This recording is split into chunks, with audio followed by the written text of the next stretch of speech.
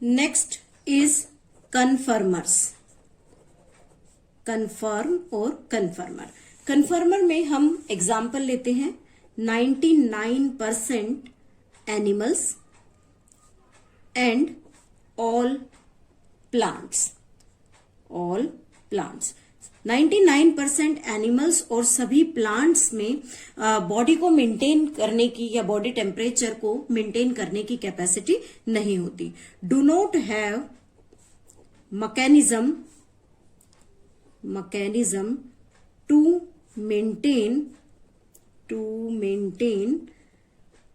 ए constant internal environment. Body का internal environment maintain नहीं कर सकते। It means their body temperature change with surrounding. उनकी बॉडी का टेम्परेचर या हम बात करें ऑस्मोटिक कंसंट्रेशन की, दोनों सिचुएशंस में चेंजेस आउटर एनवायरनमेंट के अकॉर्डिंग कंटिन्यू चलते रहते हैं। तो ऐसी कंडीशन में जो ऑर्गेनिज्म सरवाइव करते हैं they are known as conformers. उन्हें कन्फर्मर्स कहा जाता है। और बात करते हैं कि कन्फर्मर ऐसे क्यों होते हैं, मींस उनके पास ऐसा कोई मैकेनिज्म क्यों नहीं है कि वो अपनी बॉडी के टेम्परेचर को मेंटेन कर सके। तो इसका reason for that question is the homeostasis और thermoregulation is energetically expensive process। Means बहुत ज्यादा एक्सपेंसिव प्रोसेस है अगर हम एनर्जी के फॉर्म में बात करें तो। और उस एक्सपेंसिव कंडीशन में रिजल्ट क्या होता है कि हीट लॉस और heat gain is the phenomena gain is directly related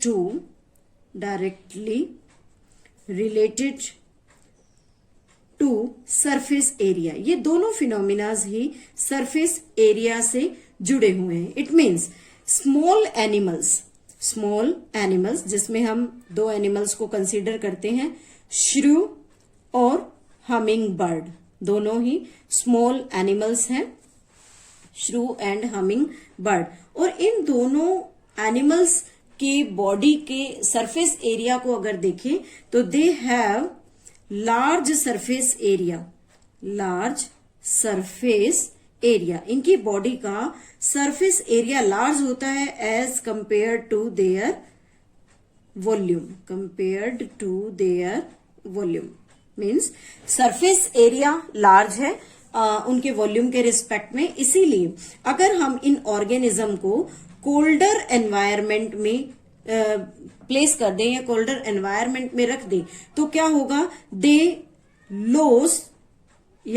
loose heat very fast. ये बहुत जल्दी अपनी बॉडी की हीट को उस कोल्डर एनवायरनमेंट में सरवाइव करने के लिए बहुत ही जल्दी उस हीट को स्पेंड कर देंगे या उस हीट को लॉस्ट कर देते हैं। तो इट मीन्स बॉडी टेम्परेचर को मेंटेन करने के लिए to maintain body temperature they spend more energy और ज्यादा एनर्जी को ये स्पेंड करते हैं। इसलिए जो एक्सपेंसिव प्रोसेस हुआ और उस एक्सपेंसिव प्रोसेस की वजह से या उसकी रीजन हम अगर देखें तो इसी के कारण जो स्मॉल एनिमल्स हैं वो कोल्डर एरियाज में नहीं पाए जाते। सो क्वेश्चन भी पूछा जाता है, इंपॉर्टेंट है कि this is the reason why the small sized animals do not occur in polar region। Means छोटे एनिमल्स को जिनका साइज छोटा है उन एनिमल्स को हम पोलर रीजन में क्यों नहीं रख सकते। नेक्स्ट आता है, next form is migrate. Migrate means ऐसे ऑर्गेनिज्म जो किसी अनफेवरेबल कंडीशन में अपनी बॉडी को मेंटेन नहीं कर सकते या रेगुलेट नहीं कर सकते, तो इस टाइप के जो ऑर्गेनिजम्स होते हैं वो होस्टाइल एनवायरनमेंट से निकलकर हॉस्पिटेबल एरियाज में चले जाते हैं ताकि वो अनफेवरेबल सीजन को पास कर सके। तो हम अगर माइग्रेट को डिफाइन करें, then the organism can migrate temporarily from unfavorable condition or habitat to more favorable area and returned when unfavorable period is over। और जब अनफेवरेबल पीरियड ओवर हो जाता है तो वापस आ जाते हैं। तो इस टाइप की जो एक्टिविटीज हैं उन्हें हम माइग्रेट कहते हैं या उन ऑर्गेनिज्म को माइग्रेटरी कहा जाता है। जैसे अगर सिंपल एग्जांपल लें कि जब हम समर कंडीशंस होती हैं तो उसमें जो पर्सन्स हैं वो दिल्ली से शिमला की तरफ मूव करते हैं ताकि वो समर में थोड़ा रिलैक्स हो सके। लेकिन जैसे ही शिमला में थोड़ा सा कोल्ड कंडीशन बढ़ने लगती है, then they will come back to their native place, और वो अपने नेटिव प्लेस पर वापस आ जाते हैं। तो इस माइग्रेशन में हम स्पेसिफिक बर्ड्स का एग्जांपल लेते हैं। बर्ड्स जो ड्यूरिंग विंटर माइग्रेशन करके इंडिया के अंदर राजस्थान के नेशनल पार्क में, जिसे हम केवलादेव घाना नेशनल पार्क कहते हैं, एवरी विंटर वहां पर आ जाते हैं। तो बर्ड्स जो हैं वो नॉर्दर्न एरिया से निकलते हैं, कोल्ड नॉर्दर्न एरिया से, नॉर्दर्न रीजन से निकलकर, जैसे एग्जांपल अगर लें किसी स्पेसिफिक स्पेस का, साइबेरिया, वहां से मूव करना स्टार्ट करते हैं and they will come to the India में आएंगे, इंडिया में Rajasthan, and in Rajasthan Bharatpur, this is Bharatpur, and in this Bharatpur there is a national park, Keoladev national Ghana national park। वहां पर आकर अपने अनफेवरेबल कंडीशन, जो अपने एरिया में वो अनफेवरेबल कंडीशन से निकलकर आए हैं, उस अनफेवरेबल कंडीशन को पास करते हैं। When the season change, then they will move again to their native place. Next form is suspend. Suspend means stop for a time, means एक स्पेसिफिक टाइम के लिए एक अनफेवरेबल कंडीशन या season की बात करें तो उस टाइम में अपनी डेवलपमेंट को स्टॉप कर लेना। जैसे हम एग्जांपल लेते हैं, सपोज दैट किसी स्पेसिफिक बैक्टीरिया, फंजाई के स्पोर्स हैं, तो वो स्पोर्स जो प्रोड्यूस होते हैं they will survive under favourable condition only. वो सिर्फ फेवरेबल कंडीशंस में सरवाइव करते हैं। इट मीन्स कि इन स्पोर्स में जो फेवरेबल कंडीशंस हैं उसमें इन्हें सरवाइव करना है, ग्रो करना है, but they pass unfavourable condition, और अपनी अनफेवरेबल कंडीशंस को ये पास करते हैं। तो उसके पास करने के लिए इनके पास एक थिक कवरिंग होती है, they have the thick covering over the spores and this thick covering is known as the cyst, और ये cyst बनाकर उस unfavorable season को easily पास करते हैं। when the favorable season come then they will start again growing, और अपना growth दोबारा से start कर देते हैं। इसी तरह से अगर plants की बात करते हैं तो plants में specific seeds, और इन seeds में भी किसी unfavorable condition को पास करने की एबिलिटी होती है। मीन्स अनफेवरेबल कंडीशन को भी ये पास कर सकते हैं।